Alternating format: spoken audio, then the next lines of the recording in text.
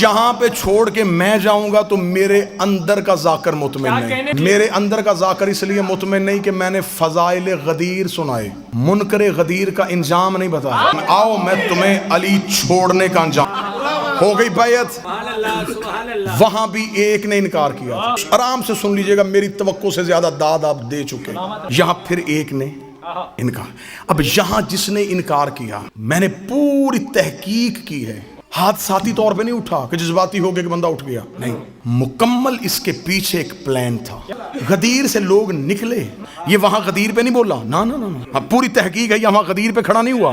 بیعت کے وقت بھی یہ نہیں کھڑا ہوا, کر چکا تھا بیعت, گیا تھا یہ امیر کے ہاتھ پہ بیعت کرنے کے لیے. پلٹ کے جب واپس جا رہے ہیں, جن کو علی برداشت نہیں تھا وہ قافلے سے علیحدہ ہوئے, ایک دوسرے سے کہنے لگے اب کیا ہوگا, اس نے تو واجب کر دیا, اب عبادت میں علی آ گیا, ہمیں وہ مذہبی قبول نہیں. جس نے ہمارے باپ دادا مارے اسے عبادت میں لے آئے. اور کیا کہنے تمہارے علی کے منکرو, تم نے ہمیں اتنا تو بتا دیا, علی کو چھوڑنا چاہتے ہیں, اس کا کوئی نہ کوئی علی نے مارا ہوگا. انہوں نے فہر قبیلہ کا ایک شخص چنا, حارث اس کا نام تھا. سننا بے شمار سے اگلی بات سننا ذرا. اب یہاں بے شمار تک رک جائیں گے, میں یہاں رک جاؤں تو میری قوم کے بچوں تک حقائق کون پہنچ. ہم نے بے شمار تک نہیں رکنا, آؤ اس سے آگے چلیں. انہوں نے اس کا انتخاب کیا, اس سے کہا کہ دیکھ سن, ہم سارے تیرے ساتھ ہیں, کام کرنا ہے تو نے ایک, تو جا رسول کے پاس, بالکل کھڑا ہو پہلو میں کھڑا ہو کے کہے کہ میں علی کی ولایت کو نہیں مانتا. رسول کہے گا کیوں نہیں مانتا, وہ تو کہنا کہ اگر علی واجب ہے, اللہ سے کہے آسمان سے پتھر بھیج. اس نے کہا تو پھر اگر آ گیا, انہوں نے کہا ہم گارنٹی دیتے عذاب نہیں آنا. نا نا نا, بات بالکل تاریخی بتانے لگے, ہم ضمانت دیتے نہیں آئے گا. انہوں نے کہا کیسے نہیں آئے گا, اس نے کہا ہم مکہ میں نبی کے ساتھ ہیں, مکہ سے ہم نے دور دیکھا. مکہ میں ایک بہت بڑا سردار تھا ابو جہل, اس نے نبی سے کہا تھا کہ میں تیرے اللہ کو نہیں مانتا, اگر ہم کافر اتنے برے ہیں تو اللہ سے کہ آسمان سے پتھر نازل کر کے ہمیں مار. نبی نے منہ آسمان کی طرف کر کے میرے اللہ یہ عذاب مانگ رہا ہے, فرمایا ان کان لیعذبہم وانت فیہم, میں وہاں عذاب بھیجوں جہاں تو رہتا ہو. اور ساری زندگی ابو جہل اسی اکڑ میں رہا کہ اس نے عذاب کیوں نہیں بھیجا. نبی بار بار کہتا رہا بھیج دے. فرمایا اس ایک ابو جہل کے لیے محبت کا پیمانہ بدل دوں, معیار محبت تبدیل کر دوں, تجھے رحمت للعالمین بنا کے بھیجوں, پھر عذاب بھی بھیج دوں. بھونکنے دے اسے, چھوڑتا ہے مجھے چھوڑنے دے, مجھے اس جیسے چاہیے بھی نہیں, میں محبت کا پیمانہ نہیں بدلوں گا. ابو جہل عذاب مانگتا رہا, اس نے نہیں بھیجا, اور اس نے قانون بنا دیا ہے جہاں محمد ہو وہاں عذاب نہیں آتا. تو کھڑا ہو نبی کے پہلو میں, تو کر علی کی ولایت کا انکار, ہماری گارنٹی ہے جہاں محمد ہو وہاں عذاب نہیں آتا, اوپر عذاب آنا ہی نہیں ہے. جب تو بغیر عذاب کے نکلے گا ہم باہر شور کر دیں گے علی واجب ہی نہیں ہے, علی واجب ہی نہیں ہے, علی واجب ہی نہیں ہے. ادھر حارث کو نبی کے پہلو میں کھڑا کیا, اس نے علی ولایت کا انکار کیا, آسمان سے پتھر آیا, حارث کے سر پہ لگا, نبی نے منہ آسمان کی طرف کر گیا, میرے اللہ ابو جہل پہ نہیں بھیجا, اسے کیوں بھیجا.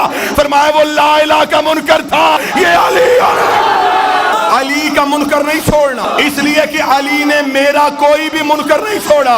علی نے مارے میرے دشمن, سألا سائل بعذاب واقع, ایک سوال کرنے والے نے سوال کیا, ہم نے عذاب واقع کر دیا. آیت کہتی ہے وہ عذاب جو ہم نے کافروں کے لیے تیار کر کے رکھا تھا. آج کوئی مولوی جرأت تو کرے کہ حارث کو کسی گناہ کی وجہ سے عذاب آیا ہے, تو میں تمہارے سامنے نبی کی حدیث رکھوں گا کہ وقوف عرفات کرو تو پچھلے معاف ہو جاتے ہیں. پچھلے تو رہے ہی کوئی نہیں. اس نے کہ آخری راز زیادہ سے زیادہ 3 نہیں تو 4 منٹ اور آپ کو سلام. یہ جو حارث کے سر پہ پتھر لگا, زمین سے ابھر کے لگا, ہوا سے اڑتا اڑتا آ گیا, نبی نے اٹھا کے مارا, کہاں سے آیا تھا, عرش سے. عرش پہ پتھر کا کیا کام.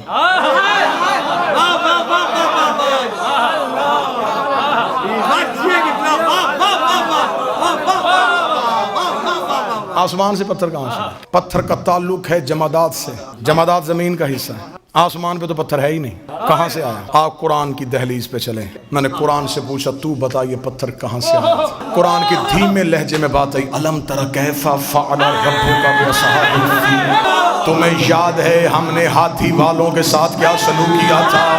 ابرہا لشکر لے کے کعبہ گرانے کے لیے آیا تھا, ہم نے چھوٹے چھوٹے ابابیلوں کے جھنڈ میں ان کی چونچ میں چھوٹے چھوٹے پتھر دے کے ایک ایک ہاتھی کے مقابلے بھیج دیا تھا, اور ہم نے ایک ایک ابابیل سے کہا تھا ایک ایک ہاتھی کا نشانہ لینا, اور خدا کہتا ہے کہ ایک بھی ابابیل کا نشانہ خطا نہیں ہوا, اس لیے کہ انہیں ہم نے بھیجا تھا, اور جنہیں ہم ان میں خطا ہوتی نہیں ہے. ایک ایک ابابیل ایک ایک ہاتھی کا نشانہ لے رہا تھا۔ تفسیر امام رضا کا حوالہ، ایک ابابیل کے کان میں آگے جبریل نے اللہ کا حکم سنایا کہ پروردگار عالم کہہ رہا ہے تو نے اپنے حصے کا پتھی کو نہیں مارنا، فلاں غار کی کوہ میں جا کے بیٹھ جا، تیرے رزق کا بندوبست اللہ کرے گا، تیری سانسوں کی حفاظت اللہ کرے گا، تیرے رزق کی ذمہ داری اللہ کے ذمہ۔ معصوم فرماتے حکم پروردگار سن کے وہ ابابیل غار کی کوہ میں جا کے بیٹھ۔ معصوم فرماتے جیسے اللہ نے اصحاب کہف کو زندہ رکھا تھا ویسے ہی اللہ نے اس پرندے کو زندہ رکھا۔ وہ اب چونچ میں پتھر لے کے وہیں بیٹھا،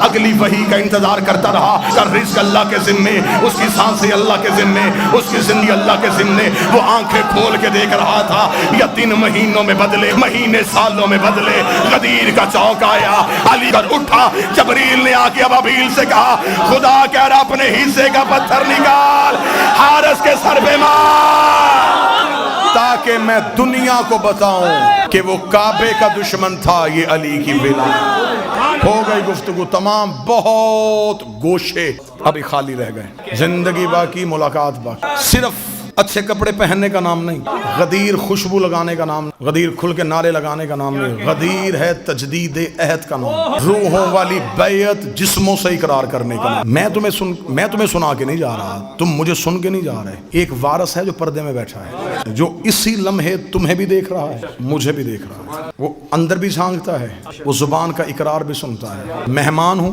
کئی رشتے ہیں میرے آپ کے ساتھ، مہمان ہونے کا رشتہ، حسین کا ذاکر ہونے کا رشتہ، کربلا کا زائر ہونے کا رشتہ، اتنے رشتوں کے ساتھ ممبر آل محمد سے باوضو ہو کے منت کر کے جا رہا ہوں۔ یہ ہاتھ جڑے ہیں میرے، اتنے مجمع میں اپنے ذاتی کام کے لیے ہاتھ جوڑوں، میرے لیے موت، علی کے لیے جوڑوں، میرے لیے فخر، جوڑ کے جا رہا ہوں۔ زندگی میں کبھی علی نہ چھوڑنا، علی ولی اللہ نہ چھوڑنا، حسین کا ماتم نہ چھوڑنا، عقیدے والے سید کی توہین نہ کرنا، اور بطول کے دشمن کی کبھی عزت نہ کرنا۔ اس اقرار پہ زندہ رہو، اس اقرار پہ زندگی گزارو، کھل کے جیو۔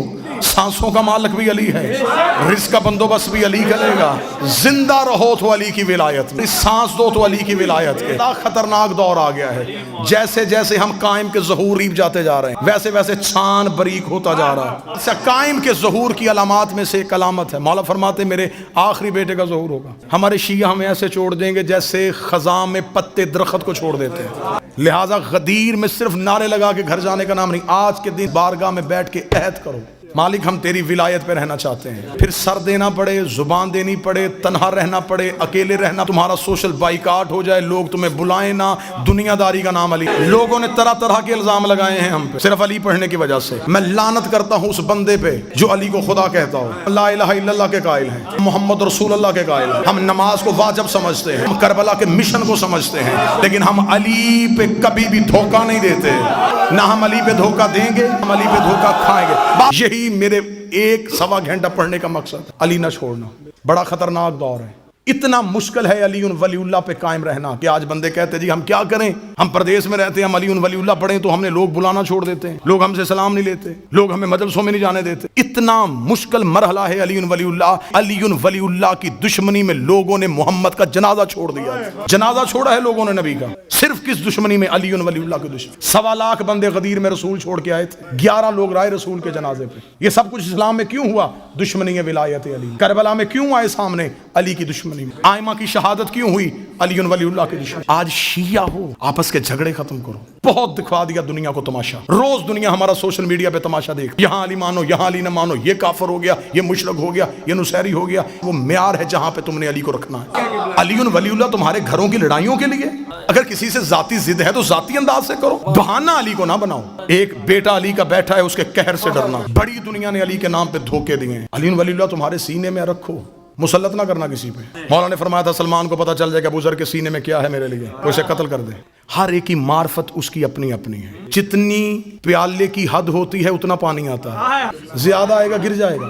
وہ ظرفوں کو جانتا ہے، اسے خبر ہے کہ اسے کتنی معرفت ہے۔ میرے بادشاہ کا فرمان ہے کہ تمہارے سامنے ہمارا فضائل پڑھا جائے اور عقل اسے تسلیم نہ کرے، کبھی بھی ہمارے فضائل پہ شک نہ کرنا، ہماری فضائل ہمیں واپس کرنا۔ اگر تمہیں اس قابل سمجھیں گے تمہیں ماں دے دیں گے، ورنہ فضائل واپس لے शक नहीं करना, बहस नहीं करनी। आग लगी हुई है पूरी दुनिया में अली वलीउल्लाह पढ़ने वालों की, लड़ाई हो रही है अली पे। ये था यहूद और निसारा का मुश्तरका मंसूबा कि जिस छतरी के नीचे इकट्ठे हैं उस छतरी में छेद करो। उन्होंने तुमसे अली वलीउल्लाह को इतना मुतनाज़े बना दिया है, इतना मुतनाज़े बना दिया है कि आज कोई बंदा 1 इंच हटने के लिए तैयार। अगर मेरी जाती किसी बंदे के घर जाने से अली वलीउल्लाह का तहफ़्फ़ुज़ होता है, मुझे बादशाह हुसैन की इज्जत की कसम मैं उस बंदे की जूती अपने सर पे रख ले। लिहाजा अली वलीउल्लाह के साए में इकट्ठे रहो, हिसार में रहो, जितनी अली मार्फत दे उतनी वसूल करो, अली वलीउल्लाह ना छोड़ो, मातम शबीर को तमाशा ना बनाना, इज्जत सदात करना,